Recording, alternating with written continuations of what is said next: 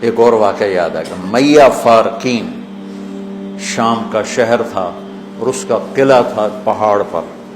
1 سال صحابہ اس کا محاصرہ کر کے پڑے رہے، خالد بن ولید جیسے فتح نہیں ہو سکے. تو خالد بن ولید رضی اللہ تعالیٰ نے اعلان فرمایا کہ سارا لشکر روزے رکھو کہ اللہ اس کو ہمیں فتح کروا دے. پہلے دن روزہ رکھا گیا. خالد بن ولید افطاری کے لیے خیمے میں آئے تو افطاری کوئی نہیں تھی، تو ان کو خیال آیا غلام میرا بیمار ہوگا، انہوں نے پانی پی کے روزہ افطار کر لیا. اگلے دن پھر ان کو خیال آیا، اگلے دن آئے تو پھر افطاری کوئی نہیں، پھر ان کو خیال آیا کہ غلام بیمار ہوگا، پانی پی کے افطاری کر لیں. تیسرے دن پھر افطاری کوئی نہیں تو اس کو بلا لیا، کہا بھائی خیریت ہے، آپ بیمار ہیں؟ کہا جی نہیں. کہا میری افطاری نہیں ملتی مجھے. کہا جی میں تو روز رکھتا ہوں. کدھر؟ کہا جی خیمے میں. کہاں چلی جاتی؟ کہا جی مجھے کیا خبر، میں تو رکھ کے چلا جاتا ہوں. کہا اچھا آج پہرا دیں. تو جب اس نے لا کے افطاری رکھی اور یہ ایک طرف چھپ کے بیٹھ گئے تو ایک کتا آیا اور خیمے کے پیچھے سے وہ گھسا اور وہ جو روٹی پڑی تو اس کو منہ میں ڈالا اور بھاگ پڑا. خالد بن ولید فرمانے لگے یہ کچھ اس کے پیچھے راز ہے. انہوں نے کتے کے پیچھے دوڑ لگا دی. اب کتا آگے آگے، خالد بن ولید پیچھے پیچھے. تو وہ کتا ایک ندی سی تھوڑے تھوڑے پانی والی ندی میں گھسا، وہ بھی گھسے. آگے ایک چھوٹا سا سوراخ تھا، اس میں گھس گیا. خالد بن ولید لمبا قد اور پتلے جسم کے تھے، دیکھنے میں لگتے تھے جیسے کوئی مکے دی مارن لیکن انہوں نے پہاڑوں کو راستے سے ہٹا دیا. سیف اللہ، اللہ کی تلوار.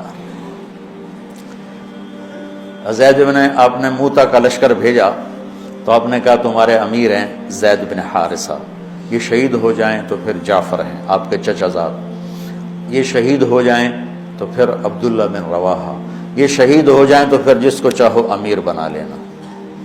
تو خالد بن ولید رضی اللہ تعالیٰ عنہ کی پہلی جنگ تھی یہ موتا. اسلام لائے اور یہ جنگ پیش آ گئی، صلح حدیبیہ کے بعد کی بات ہے.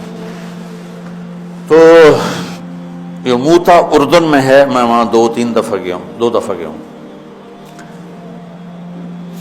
زید بن حارثہ شہید ہو گئے تو جعفر تیار کیوں کہتے ہیں ان کو؟ کہ ان کو جھنڈا پکڑا تو انہوں نے ہاتھ کاٹ دیا، تو انہوں نے دوسرے ہاتھ میں لے لیا، انہیں وہ ہاتھ کاٹ دیا، تو کٹے ہاتھوں سے جھنڈے کو یوں چمٹا لیا، انہیں پیچھے سے کاٹ دیا تو جھنڈا گر گیا. تو اللہ کے نبی مسجد نبوی میں بیٹھے ہوئے تھے اور فرما رہے تھے زید آگے بڑھ رہا ہے اور قتال کر رہا ہے اور وہ قتل ہوا اور وہ گیا جنت میں.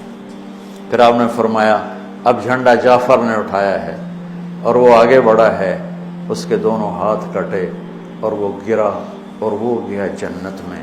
اور اس کے دونوں ہاتھوں کے بدلے میں اللہ نے جعفر کو 2 پر دے دیے ہیں جس سے وہ جنت میں اڑتا پھرتا ہے. اس لیے ان کو کہتے ہیں جعفر تیار. یہ اللہ کے نبی کی خوشخبری تھی کہ جعفر کو اللہ نے 2 پر دیے جس سے وہ جنت میں اڑتا پھرتا ہے. پھر آپ نے کہا اب جھنڈا اٹھایا عبداللہ بن رواحہ نے، وہ آگے بڑھا، قتال کیا، قتل ہوا اور تھوڑے لمحے کے بعد فرمایا وہ گیا جنت میں. جھنڈا گر گیا، اب کوئی اٹھانے کی ہمت نہیں رکھتا. تو ثابت بن اکرم ایک انصاری صحابی ہیں، انہوں نے جھنڈا اٹھایا، کبھی جھنڈا پکڑو، ہاتھ سے نکل رہی ہے جنگ. تو لوگوں نے کہا تو ہی پکڑ لے، تو بدری آدمی. ثابت بن اکرم بدری صحابہ، کہا بھائی میرے بس کا نہیں ہے، کسی اور کو پکڑاؤ. تو افرا تفری میں کس کے منہ سے نکلا خالد کو پکڑاؤ، وہ نہیں پتہ چلا، شور شرابہ تھا. تو کسی نے کہا خالد کو پکڑاؤ. یہ کہنا تھا کہ سب نے کہا خالد کو دو. اب اللہ کے نبی خاموشی سے اوپر دیکھ رہے ہیں، سے سامنے سناٹا ہے اور ادھر یہ ہو رہا ہے. تو آخر سب نے کہا خالد تو جھنڈا اٹھا. وہ کہنے لگے میں تو نیا مسلمان ہوں اور میری پہلی جنگ ہے، بابا کسی پرانے آدمی کو دو. تو سب کہیں تو ہی لے. تو خالد نے ایک ہاتھ میں جھنڈا پکڑ کے دوسرے ہاتھ سے جب یوں تلوار لہرائی نا تو میرے نبی نے فرمایا اب اللہ نے اپنی تلواروں میں سے ایک تلوار کو نکال لیا ہے. سیف اللہ. اس دن آپ کے ہاتھ سے 9 تلواریں ٹوٹیں لڑتے. پھر اللہ نے ان کے ہاتھوں فتح نصیب فرمائی۔ 3000 کے لشکر نے 1,00,000 پہ غلبہ پایا۔ پانی پڑھو۔